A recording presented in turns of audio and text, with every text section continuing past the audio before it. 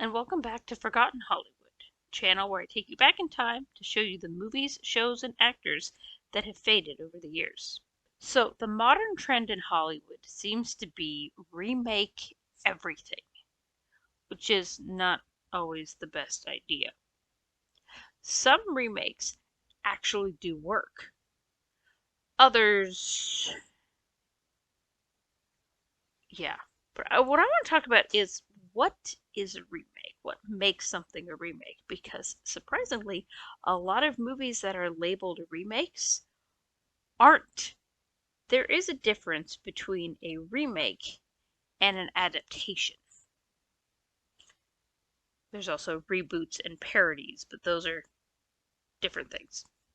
A remake is something that takes the story, tells it again, maybe adds a few tweaks here and there, but generally keeps the same feel, the same plot, similar characters, if not exactly the same, but also honors the source material and pays tribute to it.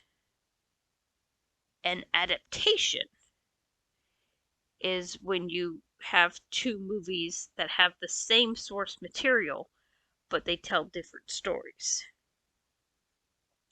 A good example of this is The Wizard of Oz, Robin Hood, Cinderella. These have many movies based on the source material, but you wouldn't call them remakes. Ever After is not a remake of the animated Cinderella. Robin Hood Men in Tights is not a remake of The Adventures of Robin Hood 1930s. That's an adaptation because they're taking the source material and doing their own thing with it. And this is usually done with books and plays. A remake is when you take a movie, specifically a movie, and retell the story. The earliest remake that I could find that was actually a remake was from 1940, and that was The Mark of Zorro. It was based on the 1920 movie of the same title. Now, are there movies earlier than 1940 that are called remakes? Yes, there are. But all of them are based on source material and not a previous film. What makes The Mark of Zorro 1940 different is that it does incorporate the elements of the source material that are in the 1920 film. It does make a few minor changes to the plot because in 1920 it was silent, so they had to tell the story differently. They couldn't rely on dialogue to condense narrative. When you have to read everything, it takes a lot longer. In 1940, they had sound, so they were able to condense the story more by giving more information through dialogue. They also included a lot of nods to the original. Specifically, there was a handkerchief featured predominantly in the silent film that was used to show what a, for lack of a better word, pansy Diego was when he was pretending to be a wimp. And then in the scene in the 1940s movie, Diego has to essentially do the same thing. He has to convince people that he is this spineless little man. And what's the first thing he does? He pulls out a big handkerchief and he wipes his face with it. That's what makes it a remake. An adaptation is different. If you look at the Douglas Fairbanks Robin Hood compared to the Errol Flynn Adventures in Robin Hood, do they have some similar elements? Yes. You know, they have Robin Hood, and they have Prince John and the Sheriff of Nottingham and Maid Marian, and the king is away at the Crusades and comes back in disguise. Arrows are shot. That's pretty much it.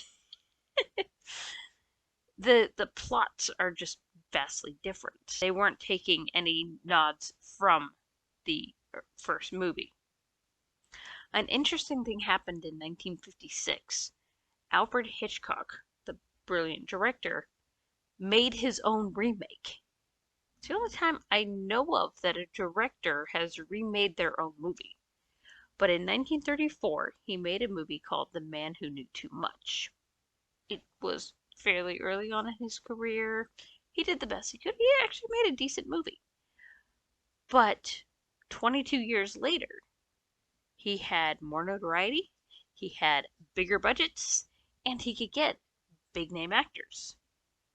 So he made the same film with a few slight differences and starred James Stewart and Doris Day. But the movies are essentially the same movie, even though there was a few things like he changed where the action took place. Instead of having a daughter, the couple had a son. Just a few little things like that. Not enough to change the plot drastically, but enough to make it another story. The mark of a good remake.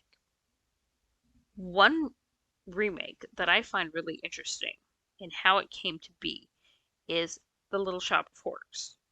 Now, this isn't about the plot or the character or the actors cast or anything like that. In 1960, the movie came out. Then, a stage musical based on the movie was created. Then a remake movie was made based on the stage musical in 1986, but not based on the original movie. It's a remake of a adaptation, essentially. Still a remake, but it's interesting just how that played out. One thing I would like to point out is how remakes shift from the original film, oftentimes due to the fact they are made at a different time. Hitchcock's The Man Who Knew Too Much, first one 1934, second one 1956. Very different in a lot of ways. In 1951, a movie came out called Angels in the Outfield. How many of you knew that the 1994 film was a remake? I didn't until sometime in the last year when I saw the original movie. Really enjoyed it. It does change a lot. So in the 1951 original, you had a little girl who was orphaned and living in an orphanage named after St. Michael the Archangel. Hence why she was praying to the angels to help the team. You've been praying for me? The whole team. Well, how long have you been praying? Ever since she hit the slump. Oh, you must have been praying pretty hard, huh? Oh, yes. Every night, every morning, and sometimes during arithmetic. And in the remake, the more common place for a child in her position to be was in foster care. So the kids shifted from a Catholic orphanage into foster care. They also changed from a girl to a boy and added the extra character of his best friend, JP, changed the dynamic a little bit. Also, the boy in the 90s version was not an orphan. He had a dad. His dad just couldn't take care of him, hence foster care. And that just goes to show how the stories differed based on the era. Also, another fun fact about that is that the first movie was made in the age of censorship. So every time the coach started swearing, his voice would distort slightly and he would start saying gibberish. And it was just the reactions of the people around him that made you know what he was actually saying, or at least get a good idea. Whereas in the 90s, they just swore because the censorship code was gone by then. So this brings us into the modern era. And I have to wonder, are these movies that are coming out even remakes, the common thing seems to be to take the setting where the story takes place and the character names, forget personality and all of that, and then just do whatever you want with it. It's not really a remake. That's closer to bad fan fiction. See my videos on the Rings of Power. It's one of those situations where they took the concept, the character names, even the character designs, for the most part, and then just did whatever they wanted with them. Other modern remakes that fall more into the category of fan fiction include Star Trek, Cheaper by the Dozen, Really Yours, Mine, and Ours, many, many others. Now, are there modern remakes that work? Yes, there are. Not as many as fail, but yes, there are. Some that come to mind are Fright Night, which is a horror movie about vampires. I actually really enjoyed the original because Roddy McDowall plays the actor in it, and I like Roddy McDowall. But the remake shifted things a little bit, and it didn't tell exactly the same story, but it had the essence. It was well done, well acted, well written, and didn't have so much nudity, which was nice. On the other side of that spectrum, you have Friday the 13th, also a horror movie. And you've got the original, which was pretty graphic. And then you've got the remake, which is way graphic.